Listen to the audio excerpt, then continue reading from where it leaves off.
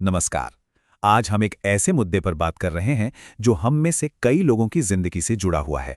हमारा लक्ष्य बहुत ही सरल है, आपको जागरूक रहने, शांत रहने और सुरक्षित रहने में मदद करना। आजकल की गाड़ियां वो तो टेक्नोलॉजी से भरी हुई है ना।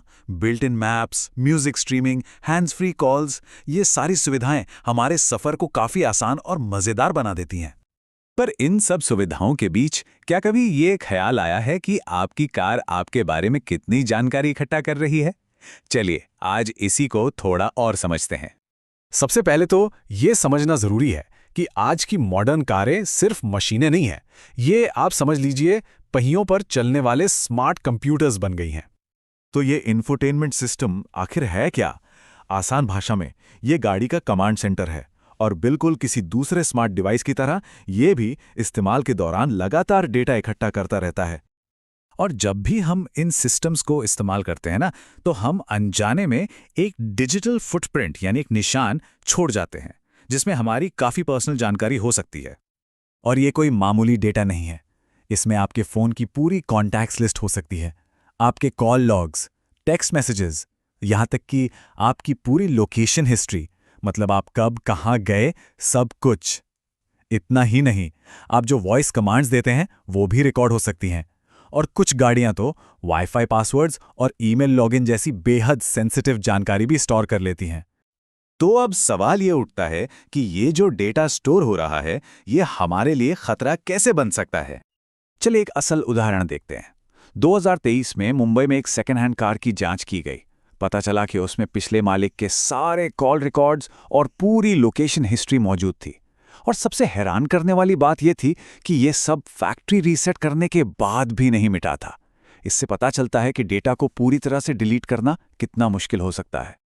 आपका डेटा कई तरीकों से गलत हाथों में जा सकता है, जैसे जब आप कार बेचते हैं या खुदा ना खास्ता चोरी हो जाती है। कभी कभी सर्विस सेंटर या वैलिड ड्राइवर्स भी इसे देख सकते हैं। और हाँ, कार बनाने वाली कंपनियां खुद भी ये डेटा अपने क्लाउड सर्वर्स पर भेजती रहती हैं, जिसके बारे में हमें साफ साफ बताया भी नहीं जाता। लेकिन अच्छी खबर यह है कि घबराने की जरूरत नहीं है। अपनी इंफॉर्मेशन को सेफ रखने के लिए कुछ बहुत ही आसान कदम हैं जो हम उठा सकते हैं। अपने डेटा पर कंट्रोल वापस पाना काफी आसान है। चलिए इन उपायों को एक एक करके आराम से समझते हैं।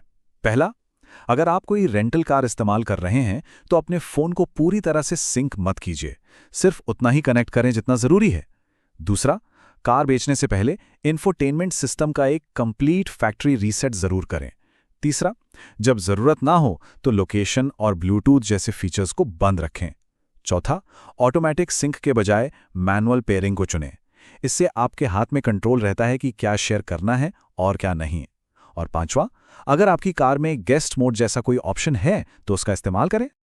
डिजिटल दुनिया का जो सबसे बड़ा नियम है वो यहां भी लागू होता है। हमेशा रुकें, सोचें और फिर कंफर्म करें। सबसे जरूरी बात यही है, अपने डिजिटल निशानों पर हमेशा नजर रखें।